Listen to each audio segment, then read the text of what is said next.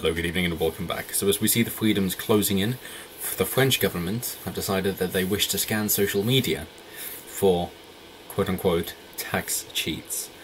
And of course, whenever you give up any semblance of your freedom in one aspect, that will be used in order to try and capitalize to invade on your privacy with every other aspect. The Patriot Act passed in America after the 9/11 attacks in order to try and prevent future hijackings and terror attacks is obviously then infringing on people's privacy. It is the presumption of guilt instead of the presumption of innocence, which really undermines liberal democracies, and that is what we see there, so that the government has far too much access to your life. And it's the same thing with gun registries that they're saying in America, that is not a good idea to then know who owns what, because it's just the next step in then removing those guns, because then when they wish to remove the guns, they will know if you still have it or not. For the most part, of course, although there are always ways around these things. And if you wish to wonder, oh yeah, but it can't be that bad, they're just trying to get out of tax cheats, why are you annoyed at that, wasp? It's like, well, if you look at what China are doing, the more that they find out about people, and yeah, I know China might be a stale example by now, but they're still coming out with a fresh new hell. So I think it's still very contemporary and relevant. And even seeing as Google was working with them on Operation Dragonfly, which was then found out, and, oh, we're spying on those people, oh no, we're not doing that anymore. So okay, cool, thanks, you've cancelled it. How come you've still been continuing it? We found more records of it. And if Google will do it for China, then who's to say they won't do it for any other country? If there's a profit incentive there, if they're a company that big, if the technology exists, if it is available, people can use it, then of course people will. And by people, I predominantly mean governments, because they are the law, which also means they are above the law, because they will just fabricate some reason for why this exception to the law must exist. It's like, yes, you can't infringe on people's personal privacy, unless it's, okay guys, think of an excuse. Oh, tax cheats, yeah, unless it's for that. And obviously you can hide your tax cheating in so many different ways, which means you must give us access to everything, because hey, if you're a law-abiding citizen, you've got nothing to be afraid of, right? Except, of course, if a little further down the line we decide to change rules and be far more dogmatic, and you've already given up your freedom, so now we have complete access to you, in which case you're fucked. Especially if we wish to activate laws retroactively, so we will create something and then punish you for doing something which wasn't a crime when you did it. So, the BBC goes on to say, the French government can go ahead with plans to troll social media to detect tax avoidance, the Constitutional Court has ruled. Customs and tax officials will be allowed to review users' profiles, posts and pictures for evidence of undisclosed income, which basically means if you're, as we've said for a while now, if you publish something online, then expect people to think, oh, well, you're just shouting it from the public square. You want everybody to know this, because if they want to know it, then they can, which is why doxing is so feasible. So don't hide anything if you if you are concerned about it, and even more so if you're not concerned about it. So the new rules are part of a broader law on tax changes passed last week. They'll just sneak it into anything. That is always the way with these bills. It's like, oh, here we have a proposed bill that seems reasonable. So, oh yes, it does. Okay, right. So let's get our special interest groups in. Let's just attack the government so that we can hold it against them later while we're still... what we're going to do, okay, government, as we are the opposition, is we're going to sneak some things in. So the only way to get it to pass is by putting in the amendments that we gave you, so that if it works well, which we believe it will, we're going to claim credit for that.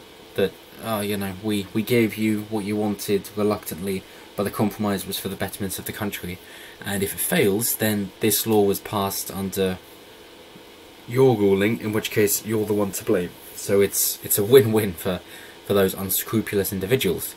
And then of course the special interest, the lobbying. So, oh, but it's going to cost like tens of billions of dollars in order to have an effect, and to go by this law, and it's going to be ridiculous. It's like, yeah, or for a fraction of the cost you could just buy out a dozen senators and you're all sorted. Job done. Brilliant. And it's really as simple as that. Lobbying is bribery, but because it is beneficial for the people in charge who make their laws, of course they're not going to outlaw it. It's just corruption, plain and simple. That is what lobbying is. When you hear lobbying, just think bribery. Right. But then again, it's the same thing when governments promise voters that, oh yeah, we're going to be giving you money. It's not you can keep more of your own. No, no, no. It's we're just going to be giving it to you. We're going to be taking it from somebody else and giving it to you. Free money. Well, that's bribery, isn't it? We're going to give you these benefits. Oh, well, that's bribery as well. And whatever you think about Andrew Yang, surely saying universal basic income of $1,000 a month no matter what, that's still bribery. Especially when he had his bloody raffle on his website, giving away $1,000. But never mind. That's for a different topic. What we're saying here is it is the invasion of privacy as we've come to expect in the developed world, I suppose. And how can China say that they're not a developed country when they are the world leaders when it comes to privacy invasion, scanning emotions so that they know before you've even committed a crime, even though that doesn't work at all. So yeah, they think the technology is there, or at least the hardware is there, so the cameras are there and they are working with it, but it's not actually effective at all. So they're just harassing their people even more than necessary, which is quite an accomplishment given that it's China. But hey, you know, we're going to let them carry out their human abuses, human rights abuses, just so that when they finally perfect it, we can take it from them and use it ourselves. So we can say, oh yeah, well, we're not going to intervene, it's internal politics, and that would be interventionist. Not that it stopped us before when it's been oil. But yeah, we're not going to intervene into China. So, oh, they've created some new technology after all these human rights abuses. Well, we might as well be taking that then, seeing as that's just the history of the world. So yeah, the Japanese and the Germans during World War II were horrific on their prisoners of wars, and anybody else that they could find to experiment on. But, of course, whoever is responsible for giving out the information, even Hirohito being the worst of all, so yeah, sure, we'll give you a pardon because we want this information about what the human body can endure, so we'll be having that.